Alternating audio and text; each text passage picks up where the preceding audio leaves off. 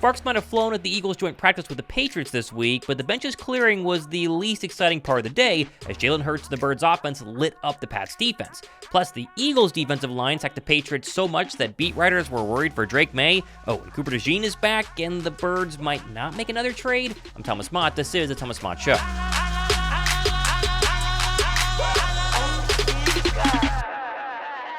Every year, Eagles joint practices are all about learning, like learning a new system or learning a new position, or how about just learning what you actually have on your football team. And while recent history has had the Eagles winning a ton of their joint practices in the past, this week's matchup versus the New England Patriots in Foxborough might have been the Birds' most impressive joint practice to date, with both offense and defense absolutely balling out. And while sure, it's the Patriots, they have a brand new head coach, the number 3 overall draft pick, like they're not necessarily a Super Bowl caliber team. Still though, the gap after practice between both the Birds and the Patriots, it's a lot wider than I would have thought. Let's start with the offense though. I mean, during one-on-ones, DeVonta Smith and AJ Brown, they showed exactly why they're still the best 1-2 punch in the entire National Football League. They dominated the Patriots secondary all day long, including getting a lot of solid reps against last year's first-round draft pick for the Patriots in Christian Gonzalez. Smitty has easily had his best camp to date, and that continued versus the Patriots, if not looked even better. The route running has gone from really good to probably elite. With AJ Brown on the other side, I really don't know how defenses are going to try and contain number 6.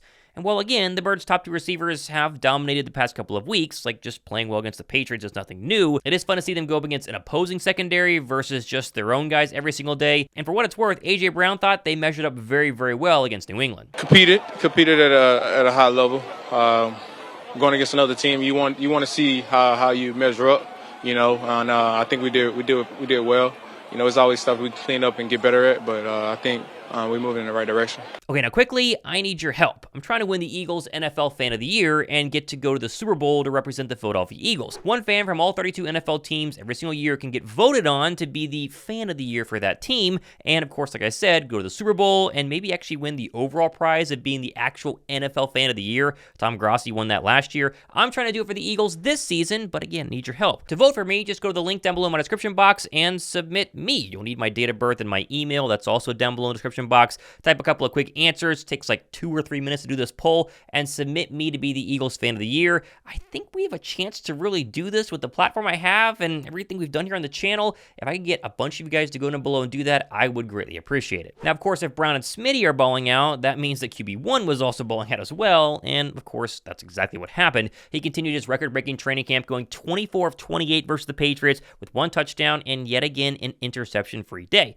Well, we didn't get a ton of footage of every single offensive play. That's the theme of the Eagles training camp so far. The ones we did featured a few more looks at Kellen Moore's new offense, including how about this quick screen to Dallas Goedert for a very easy touchdown, nice blocking up front, and then the patented pre-snap motion across the formation, which leaves Saquon Barkley one-on-one with defensive end Matthew Judon for a very easy touchdown on the wheel route. I mean, this right here is exactly why the Eagles brought Moore in really in the first place, right? Creating mismatches using pre-snap motion, getting one-on-one opportunities for your best players against some unfavorable matchups on defense. Like Barkley on a defensive end is like clubbing baby seals. And honestly, I think we're going to see a lot of plays like this, especially featuring Saquon Barkley versus defensive ends and linebackers throughout the 2024 season. And again, getting to see QB1 and the Eagles offense versus a brand new opponent, a brand new defense, it's always exciting. And Jalen Hurts post-practice, he seemed pretty impressed with what they did during the day. It's always helpful. It's always helpful to see different looks when the opposition and the opponent throws different things at you, and you're able to test different things and continue to grow in those things. I think I'm most excited to go back and watch some of the tape and just talk through those things. I think the most important thing in this time right now is just the dialogue that we have about it and continue to communicate to be on the same page with everything. So I think there are good examples of that. I think there are going to be some great conversations for us to go from. Now, I don't see Hurts playing in Thursday's preseason game just because the Eagles will probably have counted this joint practice as sort of a mini game. But again, he looks absolutely fantastic, even to the point that Big Play Slay on his most recent podcast explained just how improved the Birds' #1 play caller has been. He upgraded Jalen's skills, man, and making him a smarter player, making him a better player, making him make a lot of reads, a lot of checks, trying to get him the freedom to be one of them super elite guys. He's already an elite player, but he's trying to take that XL to be compared to like the Patrick Mahomes and Lamar's and all them guys. They got him right under that tier. He finna jump right into that tier this year, man. I'm looking forward to it because he got a high ceiling, man. And I know Kellen Moore is gonna be able to do a great job with him. make sure you put him in great play callers to make him make the right plays and the right decisions. So it's going to be an exciting year. Now, shortly after 11-on-11s, the Eagles had their first fight of training camp, I guess if you can call it a fight, where basically during special team drills, Kenny Gainwell did not really appreciate some post-whistle physicality from a Patriots player, which resulted in both benches clearing. Now, thankfully, it didn't get too serious, and of course, Patriots head coach Judon Mayo told reporters before practice that if one of his starters gets into a fight, that starter must play the entire preseason game on Thursday as punishment, and likewise, if a Patriot backup player got into a fight, then that backup wouldn't be able to play at all during that preseason game. Now, we don't know exactly which Patriot player caused the fight or started the fight, or if it really was Gainwell or not. Again, there's no actual footage of the fight overall. Still, though, waiting to see if any Patriots are going to have to play the preseason game or not play the preseason game, but overall, pretty pumped. Drop a like down below for the Eagles getting a little bit chippy and being very physical in their joint practice. Now, before we get to the actual stars of the day, aka the Birds defense, they were absolutely incredible. I got to go over the whole Haason, Reddick, Matthew Judon trade rumors that have been going crazy on Eagles Twitter the past couple of days, which, if you've been living under a rock, you might not have seen, but Haason Reddick requested a trade from the Jets following his trade from the Eagles and subsequent holdout due to the Jets being really kind of dumb and not giving him the new contract that he thought he was going to get when he was traded to the Jets. This, of course, resulted in a ton of Eagle fans clamoring for Howie to pull off the trade of the year and bring Reddick back to Philadelphia, which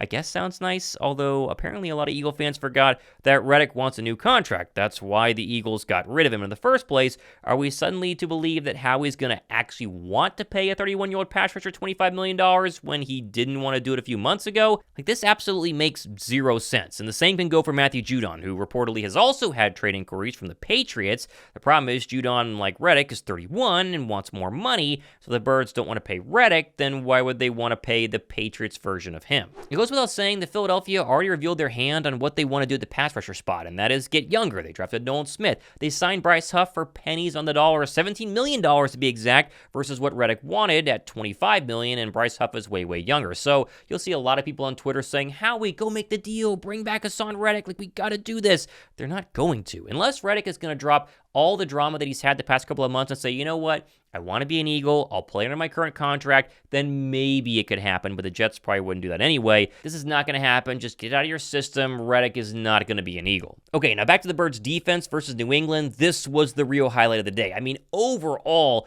this defense dominated. And it started very, very early, just with one-on-ones. How about Nolan Smith bullying his left tackle right here and getting what would have been a sack? And then Jalen Carter in one-on-ones doing Jalen Carter things versus the Patriots guard. Heck, even Bryce Huff probably had his best day of camp according to all reports as he registered a sack and had a very physical day. How about this against the Patriot run? And it wouldn't stop there. You go over to the actual team period, the Patriot quarterbacks got sacked on 10 of 48 dropbacks, or 20.8% of the time. In fact, during one stretch, Drake Maye was sacked on 5 of his last 6 dropbacks to end practice, with one Patch reporter tweeting that he lost count of the amount of sacks generated by the Eagles. And while the Bird pass rush the first couple of weeks of training camp, it's been up and down. There's been some nice days, there's been some bad days. We've questioned Bryce Huff and Nolan Smith. This joint practice was the first real coming out party for the Eagle defensive line, and I know it's the Patriot offensive line. They're not necessarily best in the league, but if this Eagle defensive line shows up in the regular season, all those questions about can we get sacks? Will Bryce Huff be good? What about Nolan Smith? They're going to be put to bed very, very quickly. I mean, even Brandon Graham, who had a very nice day, was very quick to sing the praises of the entire defensive line when asked about it after practice. You know what?